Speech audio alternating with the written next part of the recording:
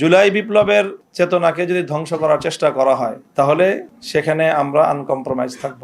আমরা কোনো নমনীয়তা এবং কোনো ধরনের কম্প্রোমাইজ জুলাই বিপ্লবের চেতনার ক্ষেত্রে আমরা করতে পারবো না।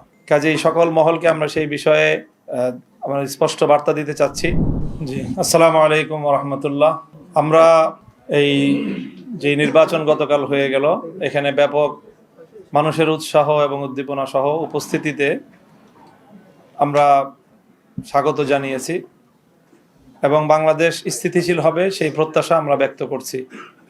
স্বাভাবিকভাবেই স্থিতিশীলতার জন্য যারা এই মুহূর্তে বিজয়ী ঘোষণা করা হয়েছে, যাদেরকে বাংলাদেশের স্থিতিশীলতা রক্ষা করা তাদের প্রধান দায়িত্ব, তারাই যদি দেশকে অস্থিতিশীলতার দিকে ঠেলে দেয় তাহলে দেশের জন্য সেটা হবে সবচেয়ে হতাশাজনক বিষয় এবং উদ্ভূত পরিস্থিতির জন্য সম্পূর্ণ দায় তাদেরকেই নিতে হবে। আমরা অত্যন্ত দ্ব্যর্থহীন ভাষায় বলতে চাই, জুলাই বিপ্লবের চেতনাকে যদি ধ্বংস করার চেষ্টা করা হয় তাহলে সেখানে আমরা আনকম্প্রোমাইজ থাকব। আমরা কোনো নমনীয়তা এবং কোনো ধরনের কম্প্রোমাইজ জুলাই বিপ্লবের চেতনার ক্ষেত্রে আমরা করতে পারবো না। কাজেই সকল মহলকে আমরা সেই বিষয়ে আমরা স্পষ্ট বার্তা দিতে চাচ্ছি। তারপরে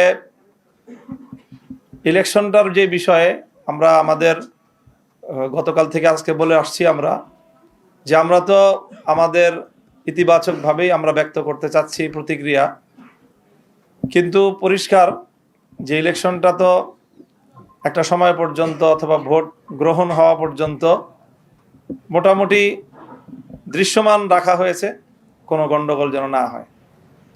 কিন্তু ভোট গণনা শুরু হওয়ার পর থেকেই আমাদের কাছে একেবারেই দিবালোকের ন্যায় স্পষ্ট যে ভোট গ্রহণটা যেভাবে হয়েছে, ভোট গণনাটা তার সম্পূর্ণ উল্টোভাবে হয়েছে এবং সেখানেই আগামীর বাংলাদেশের ভাগ্য এবং মানুষের জনরায়ের প্রতি চরমভাবে অশ্রদ্ধা প্রদর্শন করা হয়েছে, অসম্মান করা হয়েছে।